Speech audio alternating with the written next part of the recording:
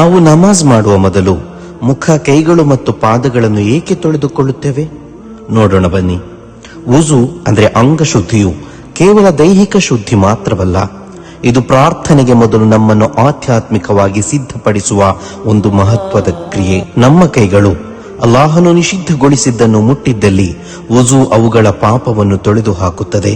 ನಮ್ಮ ಕಣ್ಣುಗಳು ಅಲ್ಲಾಹನು ನಿಷಿದ್ಧಗೊಳಿಸಿದ್ದನ್ನು ನೋಡಿದ್ದಲ್ಲಿ ವುಜು ಅವುಗಳ ಪಾಪವನ್ನು ತೊಳೆದು ಹಾಕುತ್ತದೆ. ನಮ್ಮ ಪಾದಗಳು ಅಲ್ಲಾಹನು ನಿಷಿದ್ಧಗೊಳಿಸಿದ ಕಡೆಗೆ ಪ್ರಯಾಣಿಸಿದ್ದಲ್ಲಿ ವುಜು ಅವುಗಳ ಪಾಪವನ್ನು ಶುದ್ಧೀಕರಿಸುತ್ತದೆ.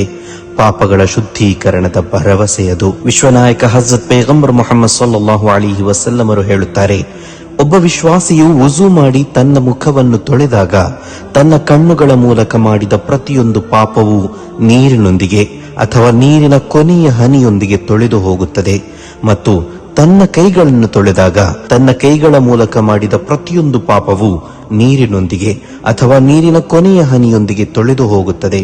ಮತ್ತು ತನ್ನ ಪಾದಗಳನ್ನು ತೊಳೆದಾಗ ತನ್ನ ಪಾದಗಳ ಮೂಲಕ ಮಾಡಿದ ಪ್ರತಿಯೊಂದು ಪಾಪವೂ ನೀರಿನೊಂದಿಗೆ ಅಥವಾ ನೀರಿನ ಕೊನೆಯ ಹನಿಯೊಂದಿಗೆ ತೊಳೆದು ಹೋಗುತ್ತದೆ, ಎಲ್ಲ ಪಾಪಗಳಿಂದ ಮುಕ್ತನಾಗುವವರೆಗೆ. ಸುಬ್ಹಾನಲ್ಲಾಹ್. ವುಜು ಕೇವಲ ನಮ್ಮ ದೇಹವನ್ನು ಮಾತ್ರ ಶುದ್ಧಿಗೊಳಿಸುವುದಿಲ್ಲ, ಅದು ನಮ್ಮ ಆತ್ಮವನ್ನು ಶುದ್ಧಿಗೊಳಿಸುತ್ತದೆ. ವುಜುವಿನ ಪ್ರತಿ ಹನಿಯು ನಮ್ಮ ಪಾಪಗಳನ್ನು ತೊಳೆದು ಹಾಕುತ್ತದೆ. ವುಜುವಿನ ಮಹತ್ವವು ಈ ಜೀವನಕ್ಕಷ್ಟೇ ಸೀಮಿತವಾಗಿಲ್ಲ. ತೀರ್ಪಿನ ದಿನದಂದು ವುಜು ಮಾಡಿದ ಭಾಗಗಳು ಪ್ರಕಾಶಮಾನವಾಗಿ ಹೊಳೆಯುತ್ತದೆ.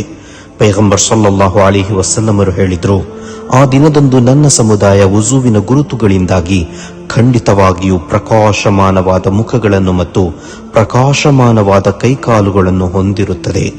ತೀರ್ಪಿನ ದಿನದಂದು ನಮ್ಮ ಮುಖವು ಅದರಿಂದಾಗಿ ಪ್ರಕಾಶಮಾನವಾಗಿರುತ್ತದೆ.